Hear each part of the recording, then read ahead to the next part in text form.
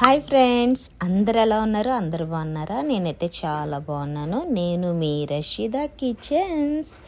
నేను ఈరోజు సాటర్డే కదా, ఏం వండాలి అని ఆలోచిస్తుంటే మా చెల్లి బంగాళదుంప గుడ్లుండి చాలా బాగుంటాయండి. సరేలే అని ట్రై చేశాను. కూర అయితే అదిరిపోయింది. మీకు కూడా కావాలంటే చూసి నేర్చుకోండి. నేనైతే ఫస్ట్ ఆయిల్ హీట్ ఎక్కిన తర్వాత ఉల్లిపాయ, పచ్చిమిర్చి ఆయిల్లో బాగా ఫ్రై చేశాను. బంగాళదుంప ముక్కలు కూడా కట్ చేసి వేసుకున్నాను. వేసుకున్న తర్వాత కొంచెం ఫ్రై అయిన తర్వాత దాంట్లోకి నేను కొంచెం అల్లం వెల్లుల్లి పేస్ట్ వేసుకున్నాను. ఇది అన్నంలోకి కూడా బాగుంటుంది కూర. నెక్స్ట్ చపాతీ, పరోటా, పుల్కాలో కూడా సూపర్గా ఉంటుంది. అల్లం వెల్లుల్లి పేస్ట్ వేసిన తర్వాత నేను స్పైసెస్ యాడ్ చేసుకున్నాను. మీకు కావాలంటే మీరు ఏదైనా మసాలా ఉంటే యాడ్ చేసుకోవచ్చు. నేను కారం, ఉప్పు, ధనియా పౌడర్ అండ్ మసాలా యాడ్ చేశాను, గరం మసాలా. నాకైతే కూర అదిరిపోయిందన్నమాట. మా చెల్లి రోజు అంటుంది బంగాళదుంప గుడ్లు వండవే చాలా బాగుంటుంది కూర, పిల్లలు ఇష్టంగా తింటారని. వాళ్ళ ఇంట్లో ఎప్పుడు వండుతుంది, కానీ ఈసారి నేను ట్రై చేశాను. చాలా బాగుంది కర్రీ. అందులోనే నేను కొంచెం కొత్తిమీర, కరివేపాకు రెండు వేసాను. బంగాళదుంప మసాలాలో వేగుతున్నప్పుడే వేసాను నేను.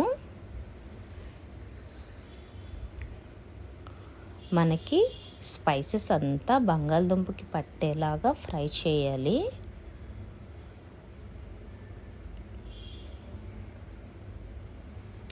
సాటర్డే కదా, మనకి వీకెండ్ అన్నమాట. ఇంట్లో ఏం కాయగూరలు లేవు, ఇవే ఉన్నాయని చెప్పి ట్రై చేశాను.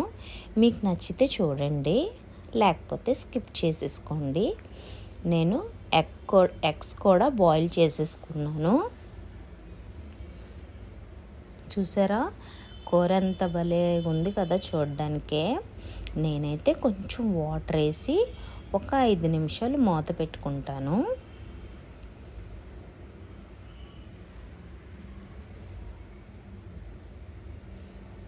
నాకైతే అన్ని స్పైసెస్ కరెక్ట్గా సరిపోయినాయి. సాల్ట్ కూడా సరిపోయింది.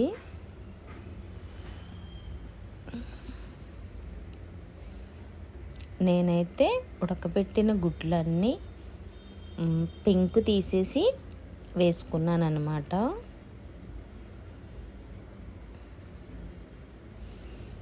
వేసుకొని కొంచెం గ్రేవీ దగ్గరగా అయ్యి మసాలా అంతా ఎగ్స్కి అండ్ బంగాళదుంపకి పట్టే వరకు మనం కూర ఉడకబెట్టుకుంటే చాలు. మనకు చాలా టేస్టీగా బంగాళదుంప అండ్ గుడ్లు గ్రేవీ కర్రీ అన్నమాట. చాలా బాగుంటుంది. మీకు ఈ వీడియో నచ్చితే లైక్ చేయండి, షేర్ చేయండి, సబ్స్క్రైబ్ చేసుకోండి. సరేనా? బాయ్.